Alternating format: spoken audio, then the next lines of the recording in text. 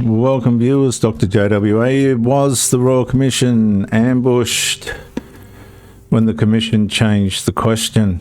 Royal Commissions are judged not only by the evidence they receive, but by the discipline with which they preserve the question they were created to answer. Critics argue that the defining controversy of the Anti-Semitism Royal Commission taking place in Australia was not simply the cross-examination of David Ossip, but the moment the Commission permitted the hearing to resolve around a different question altogether. Mr. Ossip appeared to give evidence about anti-Semitism experienced by Australian Jews.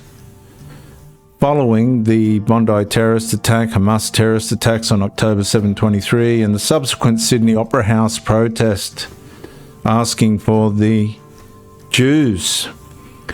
During cross-examination, the Council for the Australian Palestinian Advocacy Network and the Palestinian Action Group questioning addressed Israel military operations, Palestinian casualties, and the chronology of Israel's response after October 7. Commissioner Virginia Bell later explained that the questioning was authorised because procedural fairness required the factual basis of opinions contained in Mr. Ossip's statement to be tested. Critics accept that procedural fairness explains why the questioning was permitted, and their criticism is directed elsewhere. They argue that the procedural fairness does not itself determine what should remain the central subject of a Royal Commission. And in their view, the Commission's mandate was to investigate anti-Semitism in Australia, not to transform an Australian witness into a participant in an examination of a foreign state wartime conduct. They argue that this was the divisive institutional shift. The hearing no longer asked only whether Australian Jews had experienced anti-Semitism. It also examined overseas military actions as part of the same evidentiary exercise. According to critics, once those subjects occupied the same analytical space, the Commission altered the centre of gravity of its own inquiry.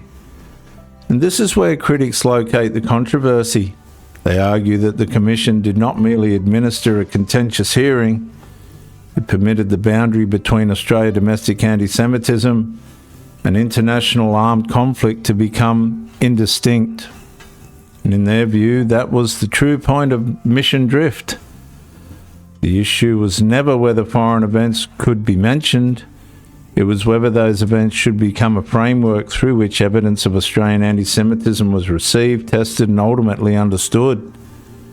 And critics contend that once the substitution occurred, the Commission had not simply expanded its inquiry, it had changed the question it was asking.